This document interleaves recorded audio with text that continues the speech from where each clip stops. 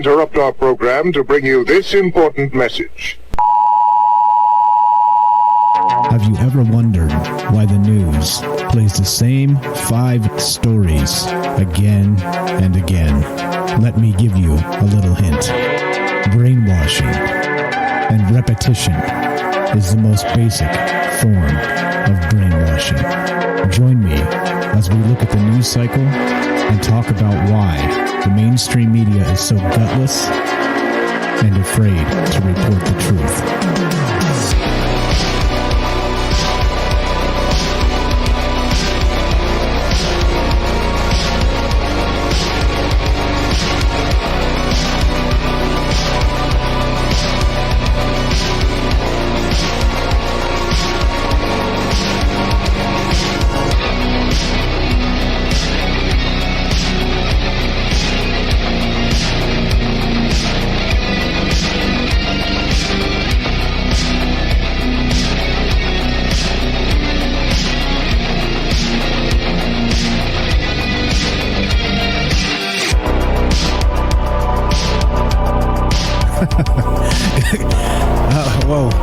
Whoa. We're all messed up here. Good day. Welcome to Conspiracy News with Michael Strange. Where's the camera? We're all over the damn place. It's been a busy week, guys. It has been one hell of a week. We had our radio debut on The Fringe FM with Troubled Minds. That's the other podcast we do. We do lots of stuff. We do trying to stay busy here, trying to keep the information coming, trying to talk about the news cycle, trying to talk about brainwashing, trying to talk about just all the things that get left behind. And again, part of the whole shtick is we live in the upside down, and that the things that we talk about, or at least that the media wants us to think about and talk about, are just this big, huge concoction of horse pucky, basically. It's just not. It's not cool. It's not a good thing. The intro says it exactly right. That this is brainwashing. This is brainwashing, pure and simple. And it's unfortunate that we find ourselves here now, where not only are they cracking down on independent thought, but also independent voices, just like this here. So we'll see where we're gonna head here. But we have made our debut on the Fringe FM, which has been pretty good so far. And if you want to check that out, we stream at 7 p.m. Pacific. That's Tuesday through Friday currently. Actually, something like that. It's still being tinkered with, but yeah. Anyway, so the other podcast is Troubled Minds, and we do all kinds of stuff over there: aliens, conspiracy, the paranormal, and just kind of looking at the world in a different way. And we hope that that's what we do over here. What's up, guys? How you doing? I see you in chat. Thanks for showing up. Over 9,000 disclosure points to see an official alien, so you're going to have to save them up, guys. And then I'm not sure how far over 9,000, but that's the current going rate.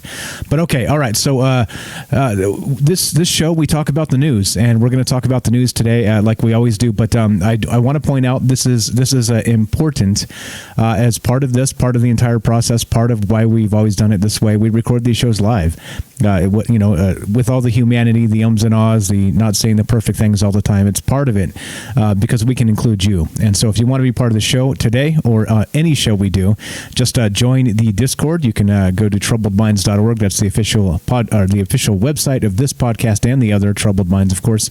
And you can click the Discord link there, or you can dial the phone number right here. 702-957-1037. That is a Las Vegas area code. That's where we're streaming from, and that's what's going on. And yeah, I think that kind of sums it up. So let's get to the news, shall we? Let's go to this. Now, this is from the New York Times. And in the UFO community, there's an individual by the name of Robert Bigelow, all right? And he's pretty famous, or infamous, as the case may be, he was the owner of Skinwalker Ranch before Brandon Fugal just purchased it recently. He's been known, apparently he bought the entire MUFON database, and MUFON stands for Mutual UFO Network. So there's some sketchy things with those organizations, meaning that A criticism that I've had is if they're really looking for disclosure or trying to get information out there, that their database would be public, and it's not.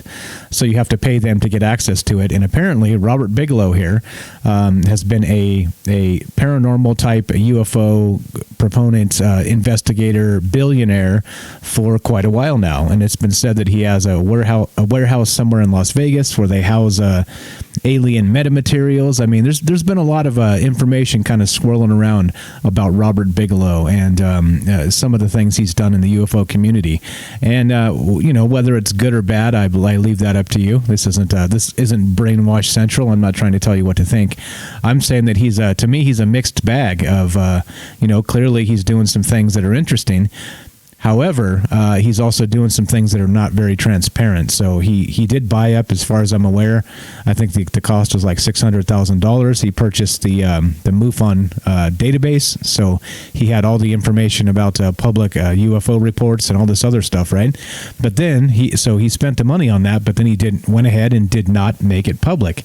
So he is just not known for being a transparent guy, unfortunately. So he did all that work at Skinwalker Ranch, and then didn't release any of that information, and then he didn't even share information to the new guy that bought Skinwalker Ranch, Brandon Fugal. So it's just a little bit weird with this guy. So something's up. I mean, like I said, I leave it to you to decide what you think about him. It's not my job to tell you what to think about people, but I think he's an interesting character and somebody we should keep an eye on as these things change and happen. But he's in the news again, and this is from the New York Times again, and this is from January 21st. This is brand new, piping hot.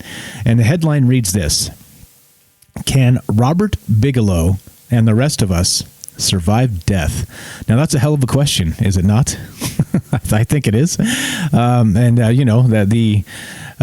not the first one to ask this question. However, he's putting up some money. He's ponying up some dollar bills, y'all. He's offering nearly $1 million if you can help him figure it out.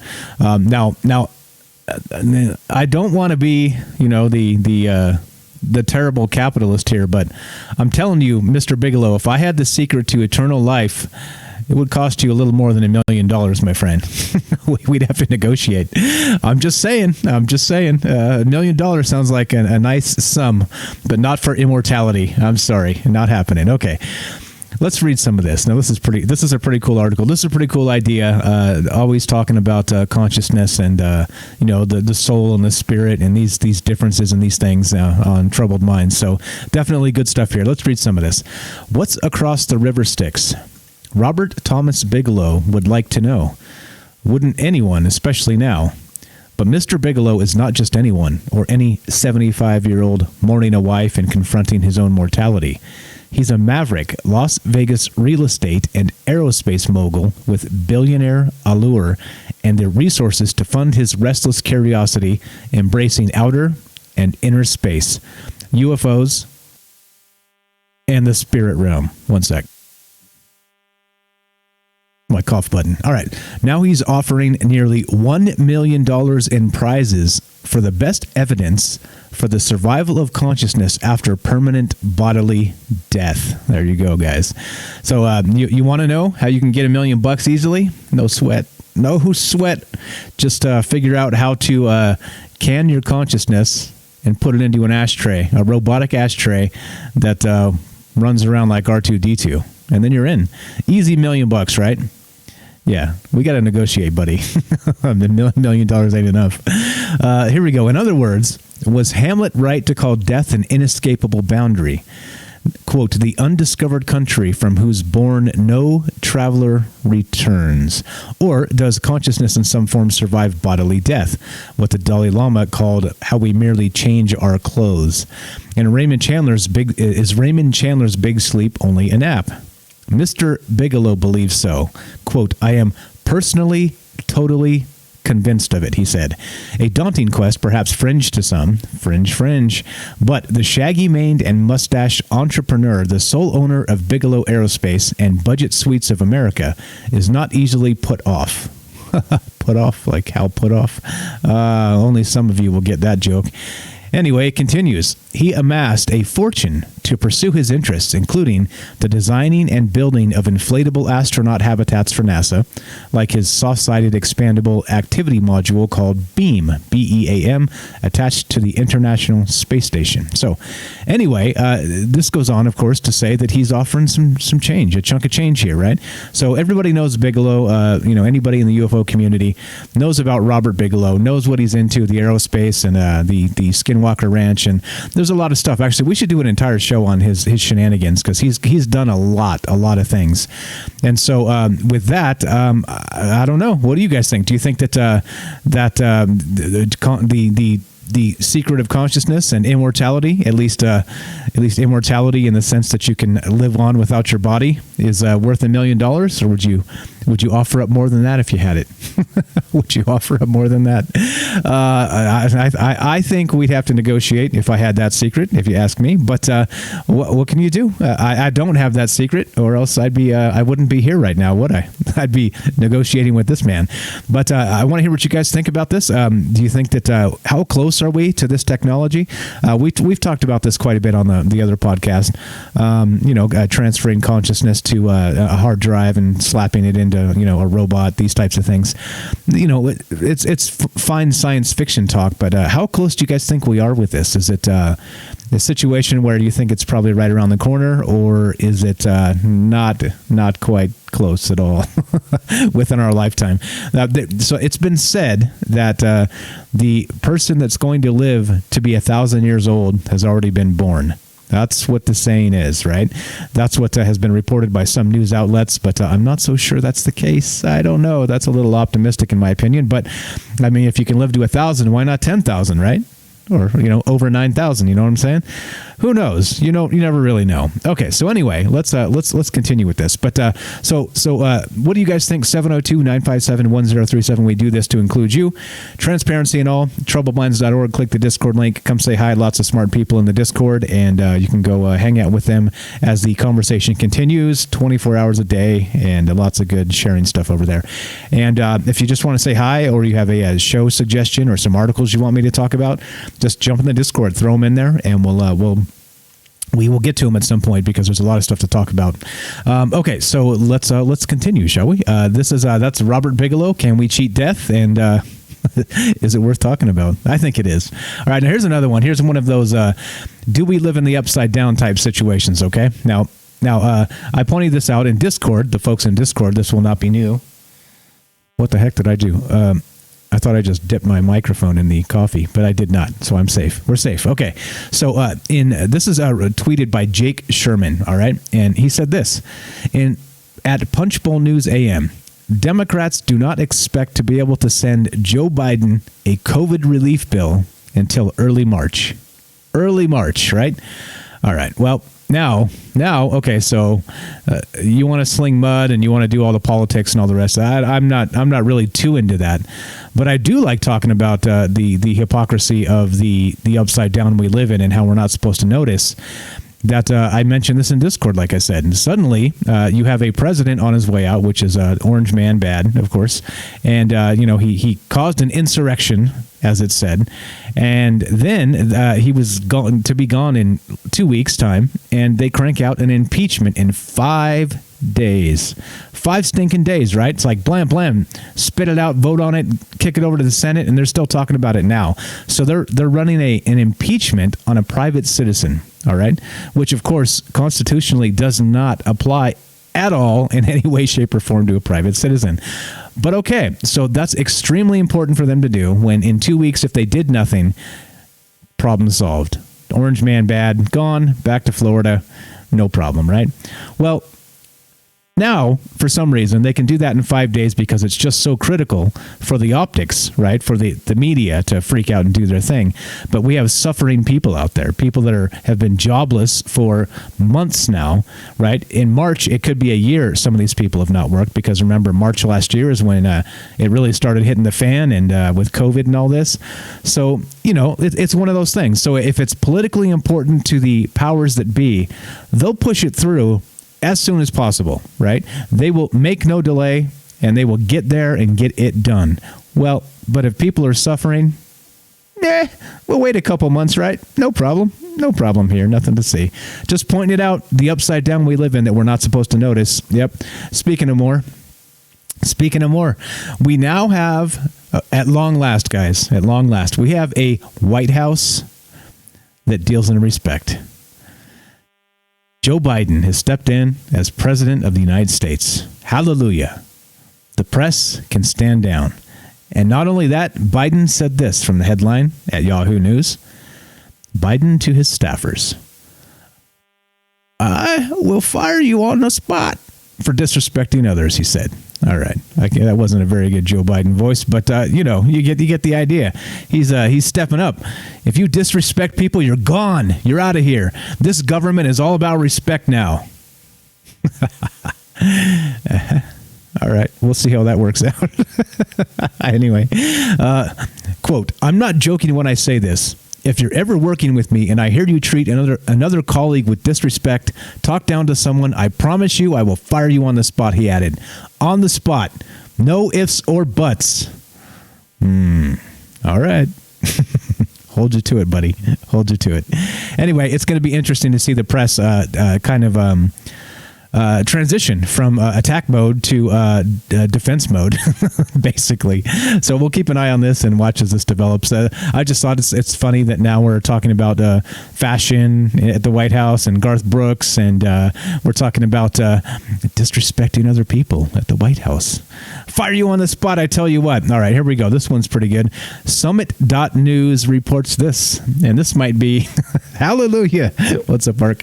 Also, thank you, Ark, for sending out all the gifts. I saw all that stuff you did in chat there. Thank you very much for sending out all the gift subscriptions to this channel. Okay, so this one is good. This is too good. Summit.news. European Union gives go-ahead for eating worms. Yep, you got it. Here's your sustainable future, guys. We've been hinting at it. We've been talking about it. We've been saying you'll live in your tiny house with your bucket full of worms and your muddy water, and you'll like it. You'll like it, damn it. Here we go. The EU has officially approved the sale of worms as food to be consumed by humans. Yeah. The announcement made Wednesday by the EU's Food Safety Agency specifically states that dried mealworms, the larvae of beetles, are safe for humans to eat, despite the fact that the report also noted that allergic reactions are likely to occur. I don't even think they put that disclaimer on the vaccine for COVID, did they? I don't, well, maybe. I jest. Everybody relax. Anyway, allergic reactions are likely to occur. The report also states that as long as the mealworms have not been able to eat anything for 24 hours before being killed, they should be safe for people to eat. There you go. So you got to make sure that the mealworms have been fasting for 24 hours and then it's safe, because clearly they would have shot out any toxic things from their system at that point, right? I tell you what, you just can't make this stuff up, can you? So the report adds that the bugs need to be boiled to eliminate potential pathogens and reduce or kill the bacteria. The ruling will mean that the worms could be ground up and used in foods such as pasta and biscuits. Oh boy, that sounds delicious. As sources of protein, so long as national member countries go along with the authorization. Well, I think we've learned that you can't really go against the EU because, well, they'll just smack you down. I mean, look at Brexit. How long did that take? Yep. Yeah. So anyway, there's more in this. I'm going to link this. Actually, haven't been linking these articles. I'm going to catch up and link these. Oh, have I? Oh, and see, I'm so autopilot. I didn't even realize I've been doing it. Anyway, you get the point. You want to eat some worms, you're in luck, because it's now become legal, which means they're going to mass produce them. And probably, since they were healthy, they're no longer going to be healthy because they're now going to be pasteurized, processed, and sent down the supply line chain, and probably handpicked in China for your consumption. So anyway, just a heads up in case you're interested. There's your future. There's your sustainable future, guys. All right, let's do a quick word from our sponsor, which, by the way, is you. Are you digging the show? If so, you can support us quite easily and at no additional cost to you if you already have an Amazon Prime account. Since we stream on Twitch every day, all you have to do is link your Amazon Prime account to your Twitch account, and they give you free games on a monthly basis for your personal use, and also a bonus $5 a month to send to your favorite streamer as a way to bring more people to Twitch. And all you have to do is sync up the two accounts and click subscribe. Thanks for considering us. There you go. Simple as that, right? Short and sweet. Okay, let's continue. So speaking of sustainable foods and your worm-like future, here's another one. Anybody ever heard the term schmeat? Schmeat. Yeah. Well, now you have. Now you have. Am I muted? I shouldn't be muted. Oh wait, was that not coming through the commercial? Wait. Hold on. Wait. What happened? No, I'm here. Okay, here we go. The perfect steak. This is from studyfinds.org. Researchers create lab-grown meat with better taste and made-to-order marbling. Yeah, maybe that was a Twitch hiccup because nothing muted over here. Hamilton, Ontario. Usually when you go to a steakhouse, the waiter asks how you'd like your meat cooked. Researchers from McMaster University say they may soon be asking how you'd like your steak tuned. The team has developed a new form of lab-grown meat that they say has a more natural taste and texture than other alternative meats. Not only does their creation give you more of the real meat experience, the study finds, of this new approach also allows the eater to have the exact amount of fat content and marbling they want in a particular cut of meat. Quote, "We are creating slabs of meat," says researcher Ravi. Holy big name. Let's have Microsoft Mike read this because that's a huge name. Here we go. Let's do this. Here we go. Let's put AI to the test. "We are creating slabs of meat," researcher Ravi Selvaganapathy says in a media release. Selvaganapathy. Holy crap, the AI did it. Now I know how to say it. "We are creating slabs of meat," says researcher Ravi Selvaganapathy. He says in a media release, consumers will be able to buy meat from whatever percentage of fat they like, just like they do with milk. Interesting, right? Interesting. So they say researchers tested their meat making. Researchers tested their meat. Let me say that again. Researchers tested their meat making process using cells from mice. Although they didn't actually cook and taste any mouse meat, the term did eventually cook and try a sample of meat coming from rabbit cells. Quote, actually, let's have Microsoft Mike read this again because it's got that big long name. This is amazing. If you guys have the Edge browser, you can just right-click and read aloud. It's super sweet. Check this out. "It felt and tasted just like meat," Selvaganapathy reports. Selvaganapathy. Now, dare I try and touch the joke here? "It felt and tasted just like meat," said Selvaganapathy. I'll just wait. Okay, so anyway, study authors say there is no reason to doubt that their process will not work with growing beef, pork, chicken in the future. The team adds that their stacking model would also work in a large-scale production setting as well. So here we go. We're going to be able to take whatever this is, meat, schmeat, phony lab-grown marbling, however the heck you want it, and you're going to be able to order it, 2%, 5%, 7% fat content, and it will be hanging up on racks in the laboratory or wherever it is you're going to go to get your meat these days in the future, I mean. And this is the future, guys. So not only do you have the option of eating worms and mealworms in the future, you're also going to have the option of schmeat. So, well, it is what it is. Congratulations. Here's another one going to the right back to the sweet White House where everybody is treated with respect now because the press can stand down. Well, at least we have Fox News and people that can ask a tough question now and again. So as you may have noticed, there was a flurry of what would you say? Executive orders, right? Which is just ridiculous to me that, one president comes in, undoes a bunch of executive orders that the last president did, and then that's what they do. They just flip-flop this garbage back and forth. Anyway, so Biden put in an executive order that on all federal property, you have to wear a mask. It's now required. It's not optional. If it's federal property, you have to wear a mask. Well, listen to what this Fox News reporter asked at the White House press briefing, and remember what a absolute crap show it was with the Trump ones with Sarah Huckabee Sanders and all this. Like, it was just awful how they just lined up to just ask her just crappy question after crappy question. And again, I don't care. Like, left, right, I don't care. You be you. You do you. You believe what you want.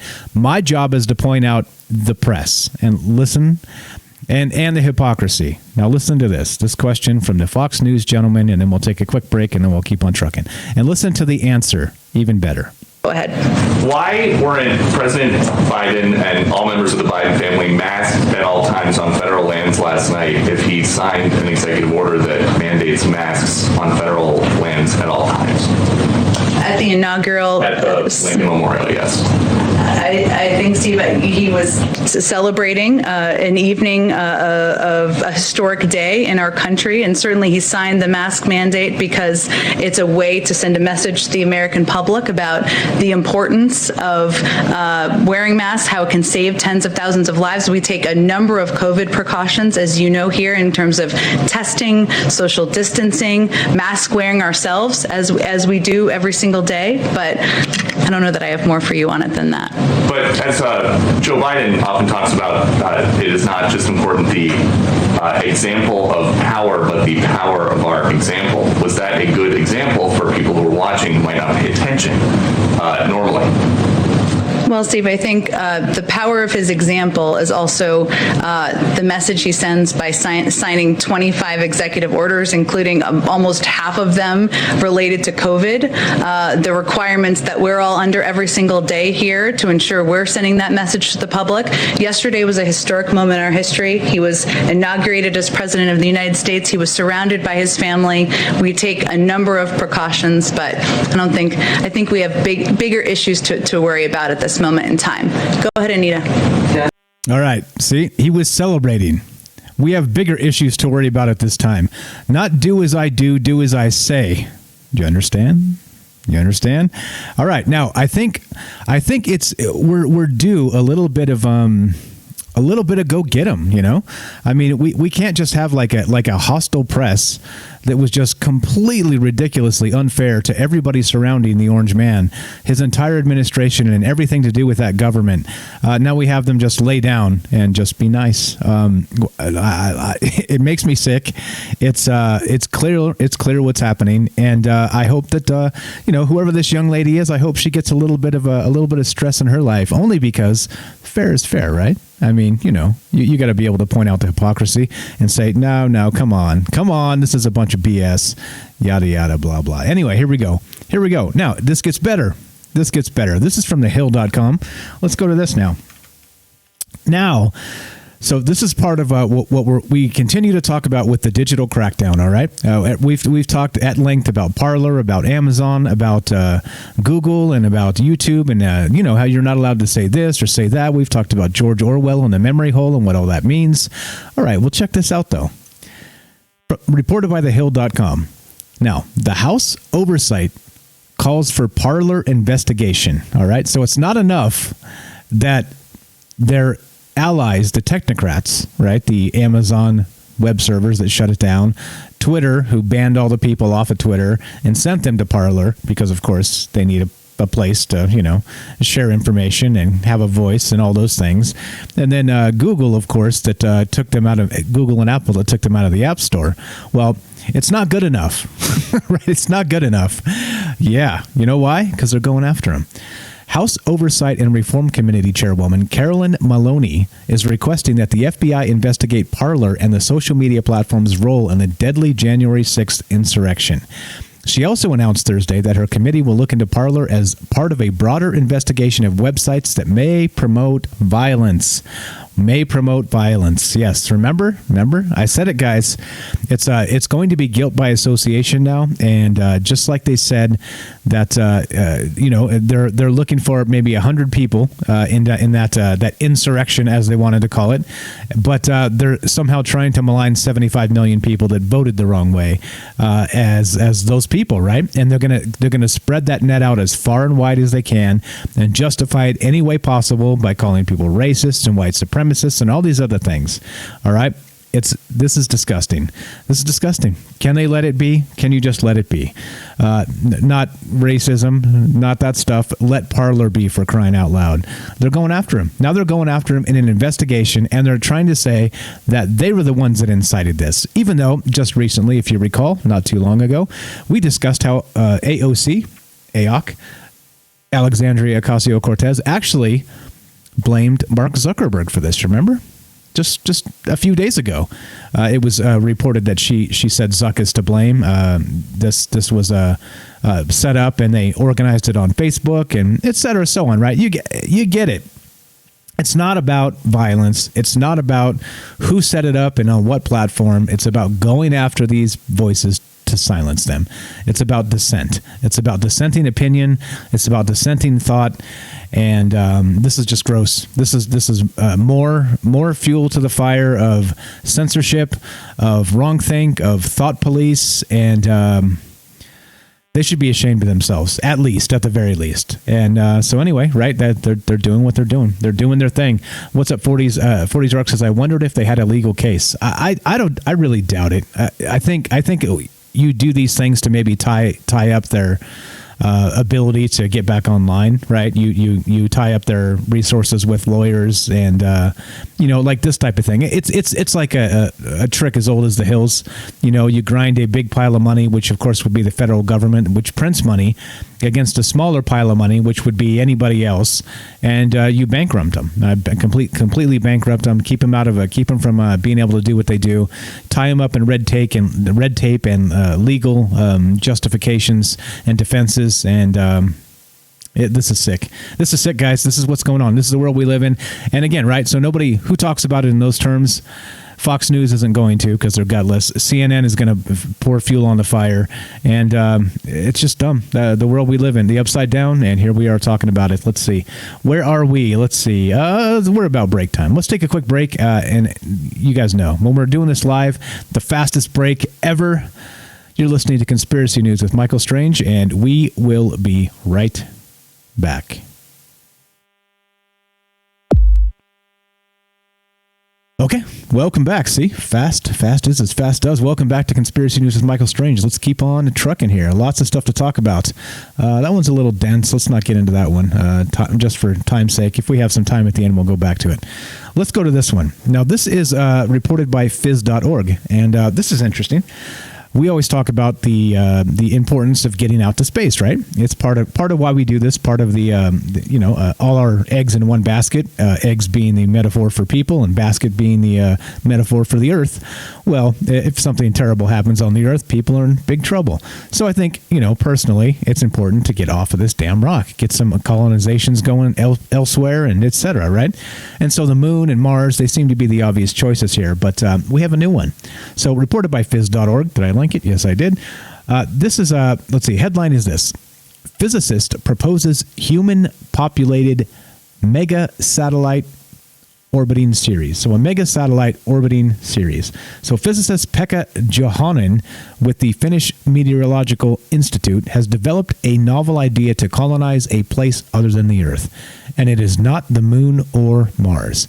Instead, Jan Huen, I'm going to say this different every single time, is suggesting in a paper posted on the RXIV preprint server that humans populate a giant satellite that orbits Ceres, a dwarf planet in the asteroid belt between Jupiter and Mars.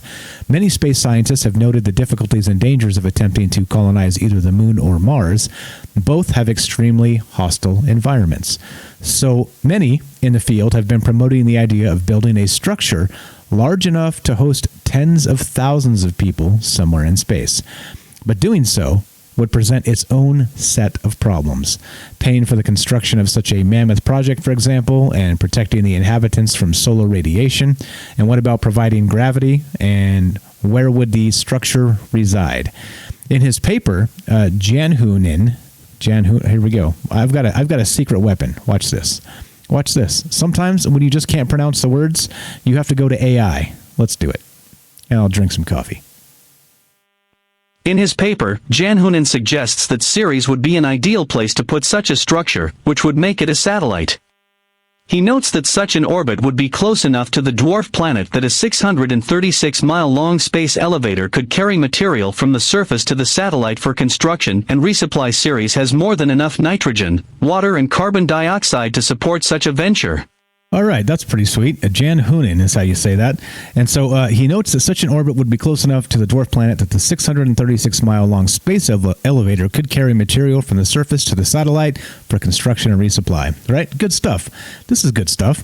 Jan Hoonen has plans for the dish-shaped satellite, too.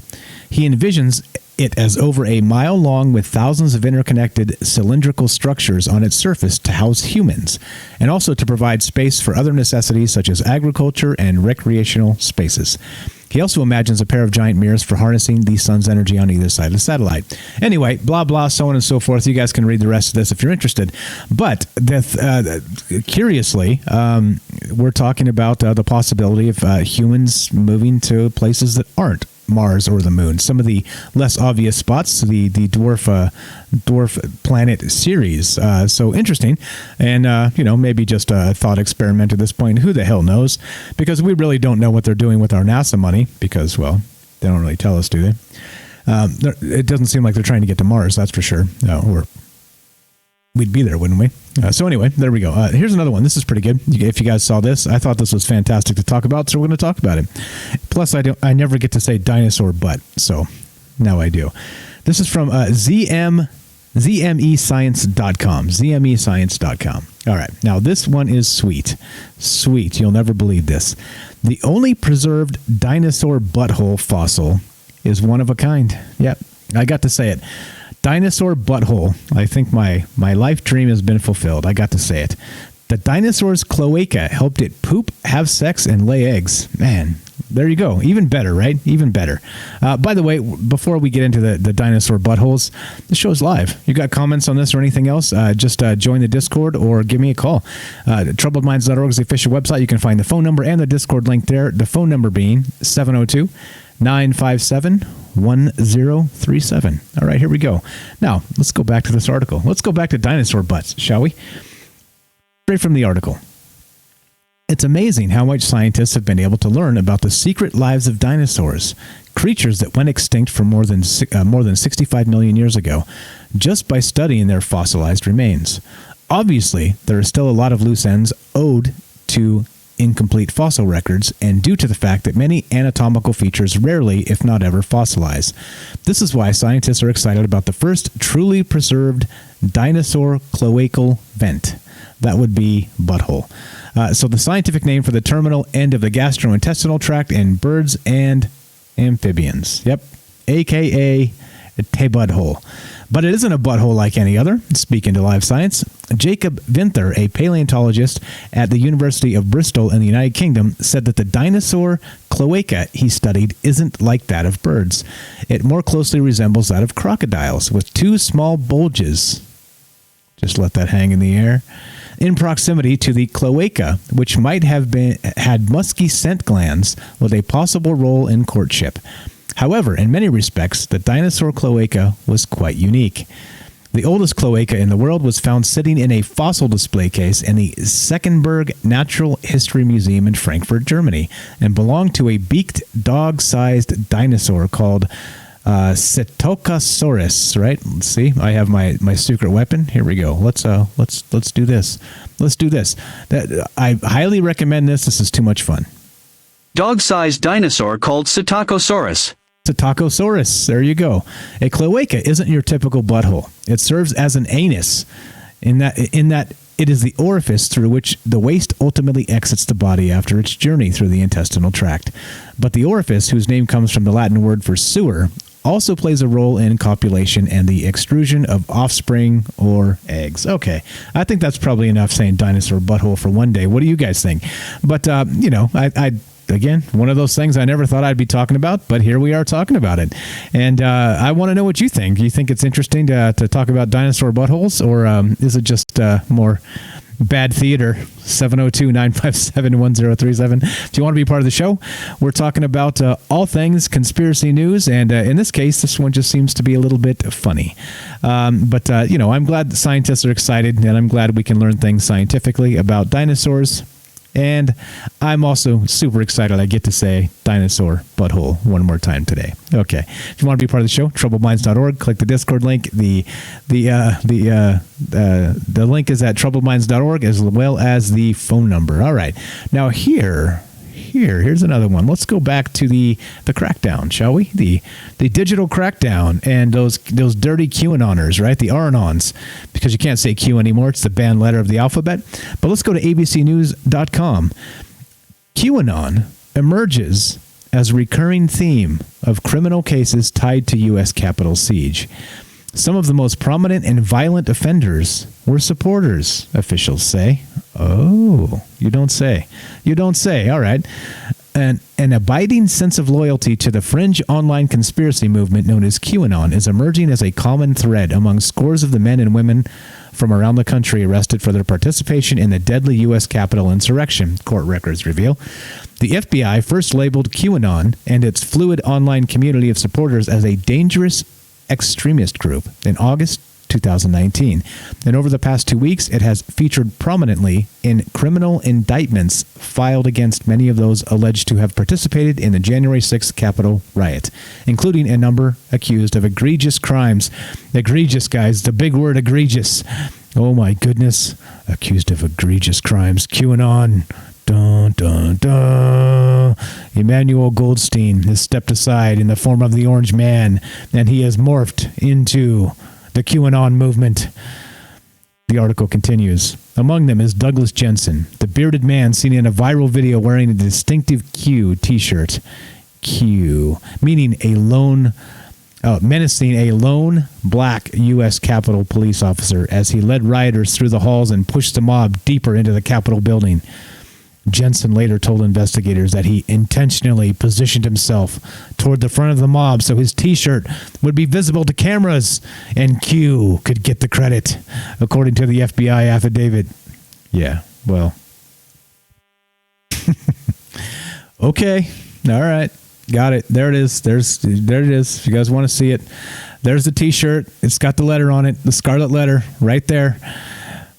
What do you guys think about this? You think this is a new witch hunt, a different type of witch hunt? I've seen some theories going around, and it's dawned on me that maybe Q has been a movement to an insider movement to possibly identify and radicalize the extreme right wing. Interesting, huh? Interesting. I guess they didn't have enough right wingers burning down buildings, so they had to put a CIA psyop out to radicalize them and motivate them to do something, right? So interesting. And Bailey, I don't know if Bailey's out there right now, but Bailey linked an interesting article in the Discord, marking actually equating the Q movement as a psyop back to the Bolsheviks. So check that out. We may do a show on that at some point in the future here. But interesting that again, right? The new boogeyman. Even as Donald Trump steps off, and you can no longer, bitch and moan that he's president. You can now still be mad about the people that supported him. So there you go, right? So we have like everybody's happy. You know what I'm saying? It's like Orange Man gone, and we can still be mad at the people that voted for the guy. So it still gives us a reason to hate people and divide and divide and conquer, right? And so don't be divided and don't be conquered. It's as simple as that. There's my advice from a guy here that doesn't really know jack about anything, but I like to talk. All right. If you guys want to hear from you, if you want to be part of the show, 702-957-1037. Click the Discord link, troubledminds.org. What do you think about Q? Do you think it is possible that it was a CIA element, a psyop to radicalize the right and activate them so they could identify them, out them, and then push them to do things that they would not have done before? It isn't the first time we've heard the FBI actually supplying explosives to would-be extremists, right? Kind of egging them on, acting like they were being, let's say the FBI acting like they were ISIS, contacting and radicalizing people, providing them with bombs to go actually do something, and then arresting them when they did it, right? So it kind of begs the question: without the Q movement, would we have had that thing at the Capitol? Not so sure. And if the CIA was involved with the Q movement, would they be responsible? Bigger questions that they don't want us asking. I think it's interesting to think about. But yeah, so that's the deal. That's what's going on with this. And let's see, where are we at time-wise? All right, a few more. Let's do a few more. All right, let us continue, shall we? How about this? This is from zdnet.com, and I'm going to put this on the screen, and we can take a look at this. And why? Are you being overcharged by clever AI, artificial intelligence? Watchdog looks at whether algorithms hurt competition. And more rules are needed to make sure companies don't use algorithms to harm consumer rights. Yeah, so if many of you don't know, I've worked in retail before, and so they change their prices all the time, right? So they have these algorithmic things that they know that if you change the prices at particular times, then they know when people are more likely to come in and when they're not, and this type of thing, right? So for peak times, they jack the prices up clearly because they have the most foot traffic, and they're constantly changing prices. They have entire teams in these stores changing prices based on these algorithmic best price scenarios, right, to give them the best profit margin, and these types of things, right? So the internet has kind of killed that a little bit, so you can kind of shop, price shop and do the rest of this on your own. But for the people that just walk in and grab something off the shelf and buy it, it's not the best, right? It's not the best for the consumer. So anyway, right from the article here, to stop algorithms from charging unfair prices when we shop online, the UK's competition watchdog is launching a new investigation into the ways that AI systems might harm consumers. An issue that has so far lacked in-depth research and analysis, says the organization, and yet affects most of us in our everyday lives. While a lot of attention has focused on algorithmic harms in general, the Competition and Markets Authority, the CMA, suggested that little work has been done in the specific area of consumer and competition harms, and reported that almost no research on the topic exists in the UK. There is particularly little insight into the ways that automated systems tailor costs, shopping options, or rankings to each individual's online behavior, often leading consumers to consumers paying higher prices than they should. And so, right, so just like I said, it's literally a thing that happens. And like I said, you should always be the type of consumer that watches the prices, because if you don't, you're going to get screwed. You're going to walk in, you're going to grab something off the shelf, and then you just paid 40%, 30% higher than you might have if you hadn't shopped around. So just a pro tip from a dude that knows how this stuff works, because he's worked in these places. When I was younger, I was one of the guys changing prices, and this has been going on for years. 40 years. So, like I said, little known secrets that are out there that people don't really talk about, but these guys are looking at maybe changing it, or at least maybe regulating it. It's sick, isn't it, that we have to talk about regulating everything because of just the sick things that these companies do to boost their profit margins at your expense, by the way. Not really trying to give you the best deal, trying to make the most money off you. Isn't that the name of the business? That's the name of the business. All right, so that's what's up. That's what this is. And think about it this way. Now, with AI and let's say tracking apps and all the rest of the stuff like Facebook and Google, these guys, they know exactly where you're at all the time, right? They know exactly where you're at. And with more and more data sets, they start to know exactly when you leave, where you go, what your patterns are, what your habits are. So for instance, if it was tracking me, it would know that I leave the house at maybe, let's say typically 7 o'clock to grab a 6-pack of beer before my show, right? It used to be, because it was at 8 for troubled minds, right? So I go grab a cold 6-pack before the show starts, but now it's going to be a little bit earlier. But anyway, because it starts at 7 now, 1 hour earlier. But anyway, Point being that maybe it knows where I'm going and can report this information directly through a database to these stores. And so because it knows when I show up, maybe they got some price fairy. Actually, they're not even going to do that. You know what's going to happen? It's going to be digital prices. You're going to see, watch. They're not going to have some dude running around like I used to do and change prices. It's not going to be that way. I'm going to walk in the door, just like in Minority Report. You guys seen that movie? It's going to do a retinal scan. It's going to know exactly who I am, exactly what I want to buy. And that 6-pack of beer is going to go bing, plus $2. You watch. This is where the shit's headed if they don't regulate it. But it's sad that we have to regulate everything. But here we go. Here we go. All right. Where are we at time-wise? One more commercial from our sponsor. A quick word from them. That would be you. Here we go. Are you digging the show? If so, you can support us quite easily and at no additional cost to you if you already have an Amazon Prime account. Since we stream on Twitch every day, all you have to do is link your Amazon Prime account to your Twitch account, and they give you free games on a monthly basis for your personal use, and also a bonus $5 a month to send to your favorite streamer as a way to bring more people to Twitch. And all you have to do is sync up the 2 accounts and click subscribe. Thanks for considering us. All right. I appreciate that. I know a lot of you guys have subbed up to the channel. It does help a lot. It helps me keep going. It helps me buy that cold 6-pack when they jack up the prices. Very much appreciated. Thank you guys for all the support. Like I said, you make this easy to do and fun. And that's the most important thing. If this ever stops being fun, I'm done. I'm out. I'm not doing this. So keep it fun. Keep being you. Keep doing you. Keep showing up, guys. Keep making it fun. I'll keep doing it. All right. Deal? We got a deal? All right. Yeah, all right. Here we go. Now, this one's from AutoWeek.com. Now, this is pretty sweet, right? This is pretty sweet. We've been talking about flying cars for an unbelievable amount of time, haven't we? Like a long-ass time. Back in the Jetsons, back in that old-ass cartoon, right? They had flying cars. They were just zipping around, having a grand old time in their flying vehicles. Well, yeah, AutoWeek.com reports this. Yes.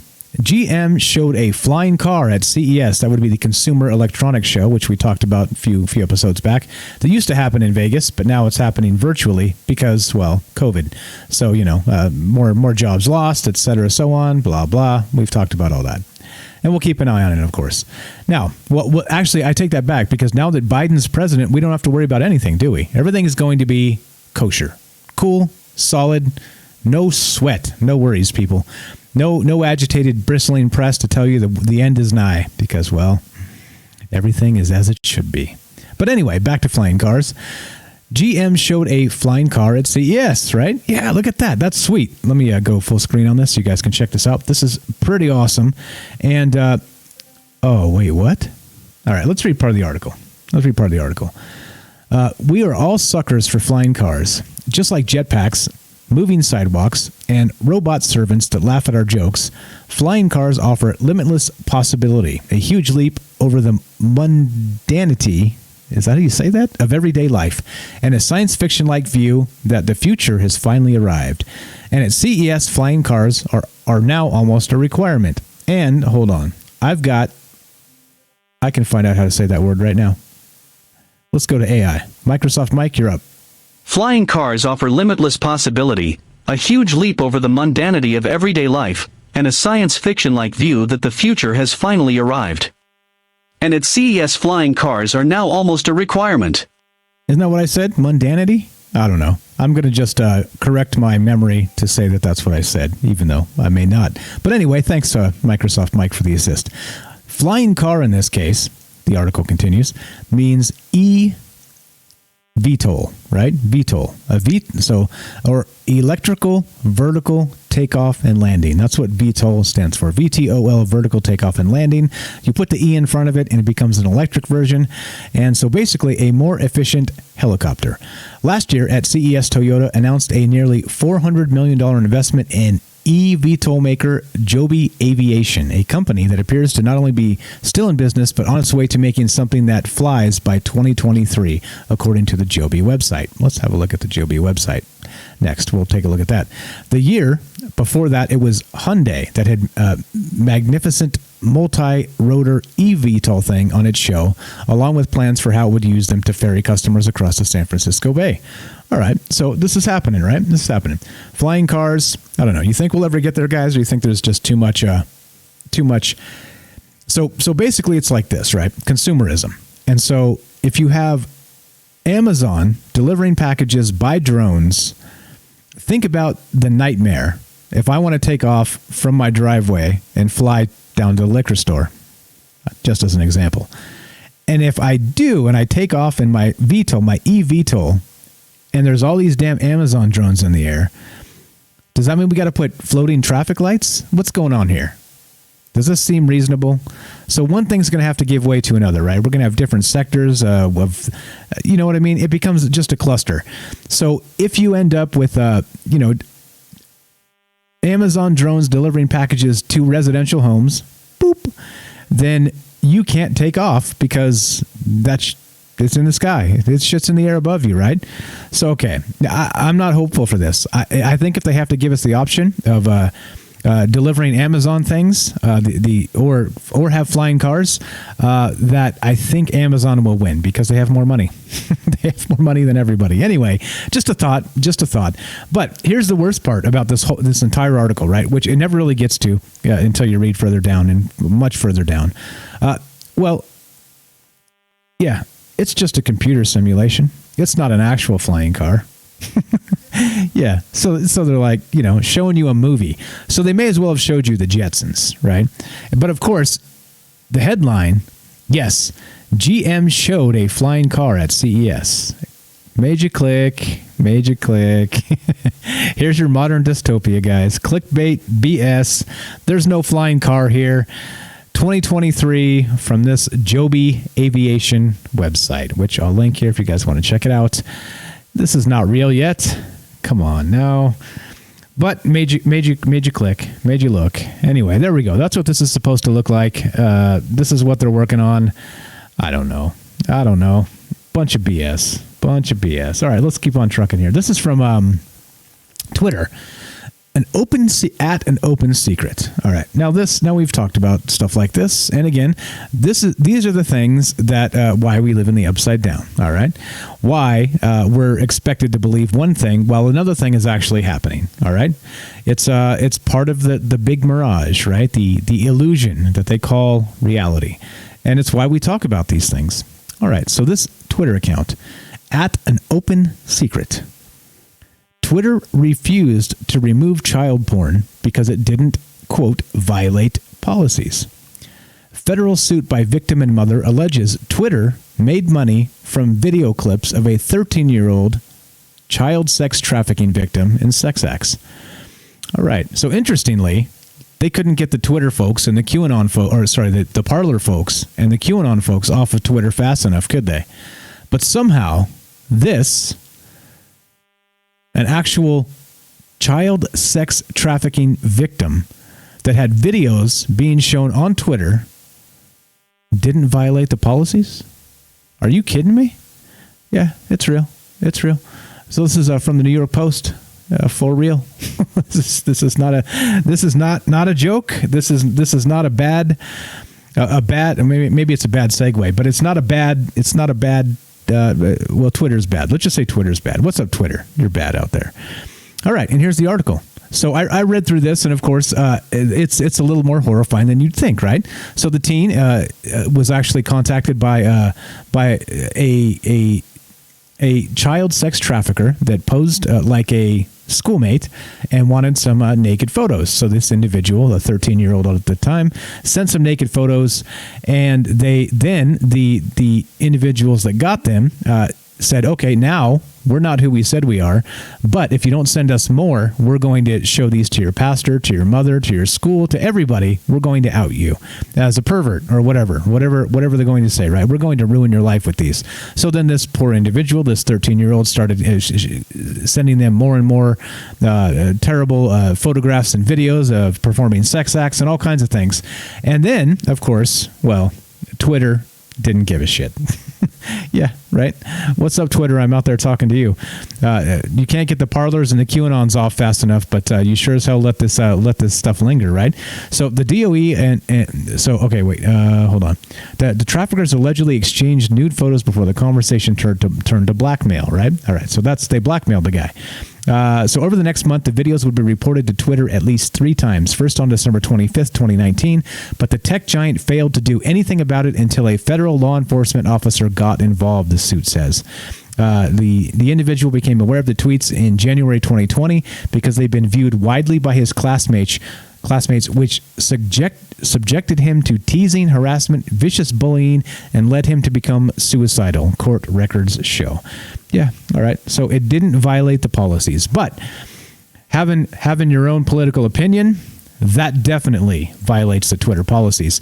Bringing up QAnon, that definitely violates the Twitter policies. Talking about, let's say, election interference from 1960, wink, wink, will get you taken down off of social media, right? Those types of things, you're not allowed. They're not allowed anymore.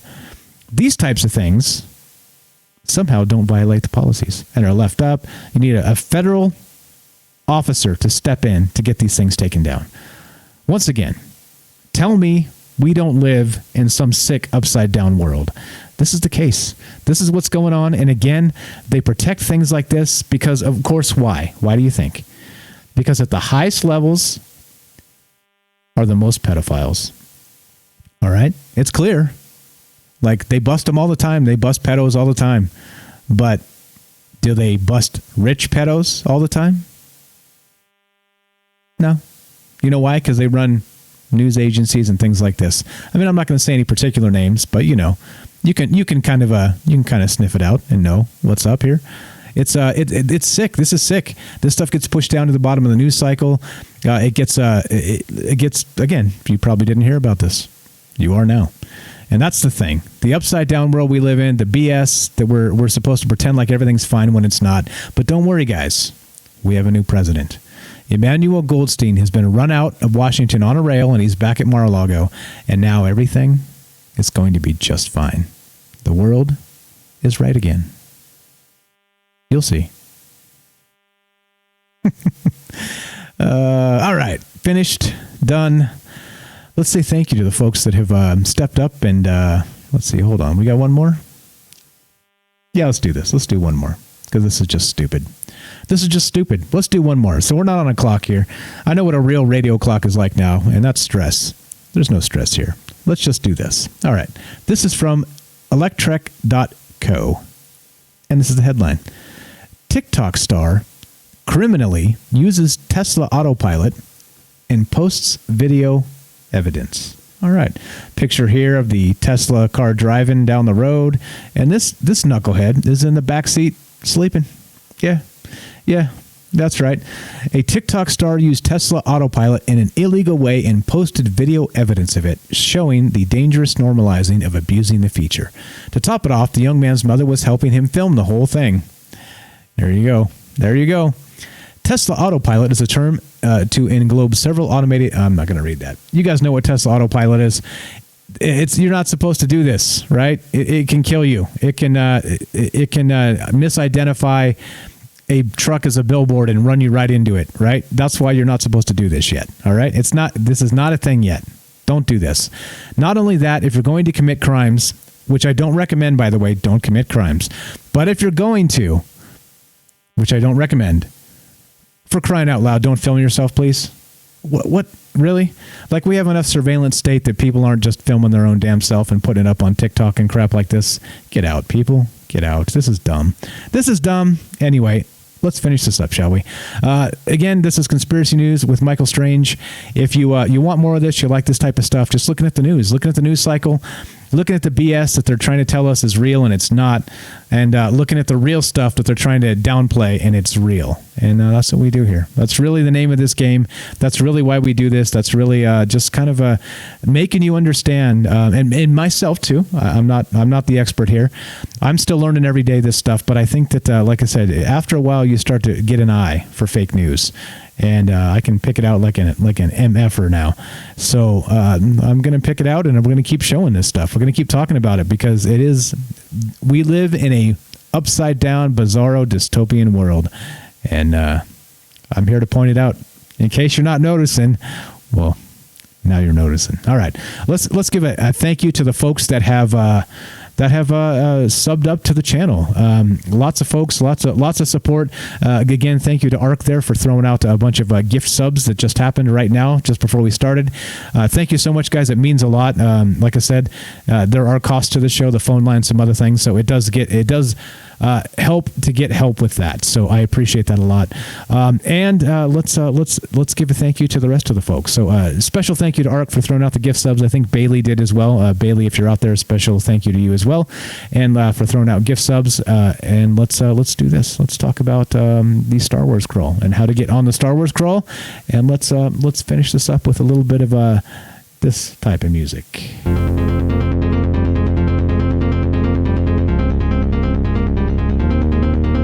This is the custom Star Wars crawl. And if you subbed up to the channel, your name will be on this list. There's a subscribe button right down below. Click subscribe. Lots of sweet options. Good old-fashioned cash money. Or do it for free with your Amazon Prime account. Thank you to these folks: AJ Dare, Alien Nichan, Arc Platinum, Axel Steel 3, Dark Devious, FGC Spiral, Guerdo75, Ident, what's up Johnson, Lizzie Dags, Monochromatic, that's Bailey, hello Bailey, Nikki Nix, Noble Kal-El, also boosting the Discord server, thank you, Often Frozen, Quint67, Superbike, and Satan Claus. There we go. Simple as that. You ever wanted to be in your own Star Wars crawl? You got it. Sub up to the channel. We'll put you in. We'll say thank you at the end of the stream. And we're going to continue talking about conspiracy news because guess what? Who else does? All propaganda all the time. Otherwise, it's garbage. Thanks, guys, for hanging out. Thanks for being here. We will be back tonight, 7 p.m. on The Fringe FM and also streaming on YouTube and Facebook. 7 p.m. We'll see you there. TroubledMinds.org, the official website. You can find this stream there and all the social media links. Thanks for hanging out. We'll see you tonight. Have a great afternoon.